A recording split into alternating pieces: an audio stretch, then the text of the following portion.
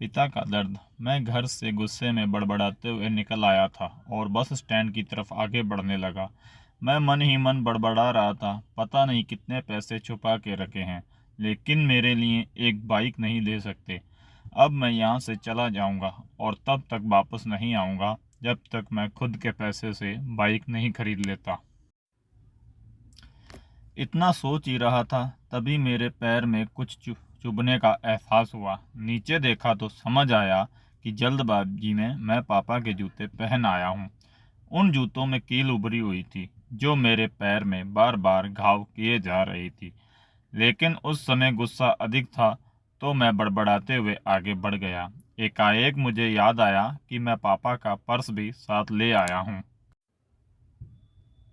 मेरे खुराफाती दिमाग में एक ख्याल आया, क्यों ना आज पापा का पर्स चेक किया जाए, जिसे आज तक उन्होंने किसी को हाथ तक नहीं लगाने दिया था। पता नहीं कौन सा खजाना छुपा है इस पर्स में, जो किसी को हाथ नहीं लगाने देते थे।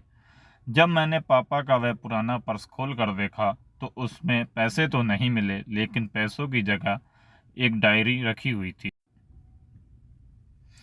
तब मैंने सोचा, ओह, तो यहाँ खजाना छुपा रखा है।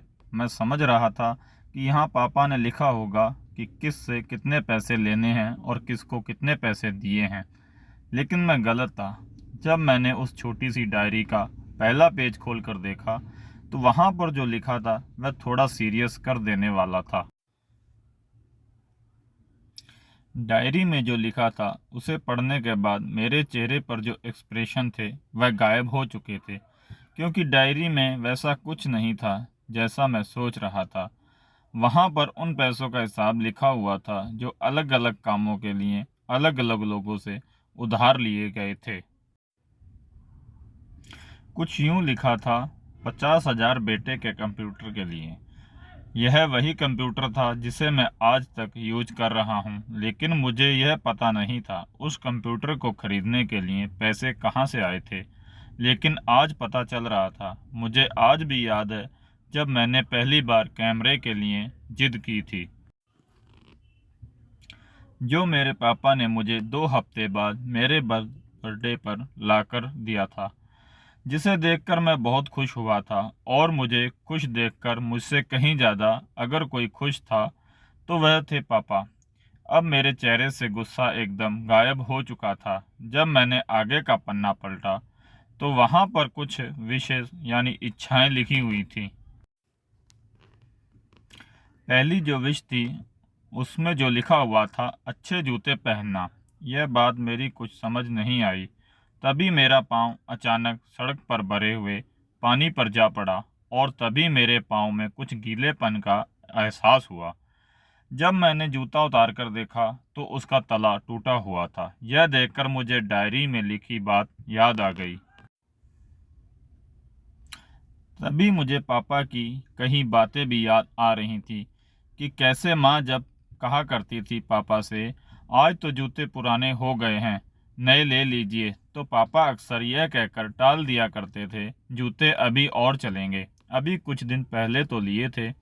मुझे आज समझ आ रहा था कि कितने दिन और चलेंगे। साथ ही साथ यह भी समझ आ रहा था कि पापा पर्स को क्यों छुपा कर रखते थे। तभी उस डायरी को पढ़ते हुए बस स्टैंड पर पड़ी बेंच पर आकर बैठ गया। अब उस डायरी का आखिरी पन्ना बचा हुआ था।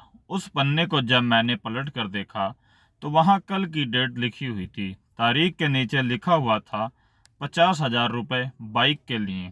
बस इतना पढ़ा और दिमाग सन्न रह गया।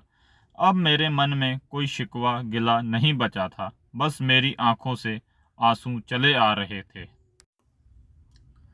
अब मैं जल्दी से घर की तरफ भागा, लेकिन जूतों की वह कील पाँव में अब तक घाव बनाने में कामयाब हो चुकी थी। मैंने जूतों को रास्ते में ही निकाल कर फेंक दिया और भागते लड़खड़ाते हुए घर जा पहुंचा। लेकिन पापा घर पर नहीं थे। मैं समझ गया वह कहाँ थे। मैं सीधा पास वाली बाइक एजेंसी की तरफ भागा।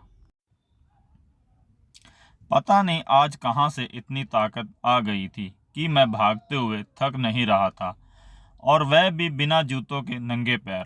जैसे तैसे मैं बाइक एजेंसी पर पहुंचा। पापा वहीं थे।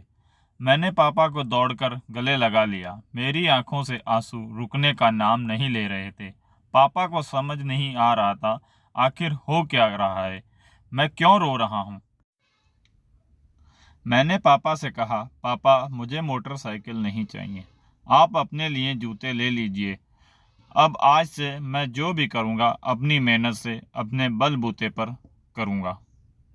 धन्यवाद दोस्तों, अगर आपको ये स्टोरी अच्छी लगी हो चैनल को सब्सक्राइब और लाइक करो। Thank you.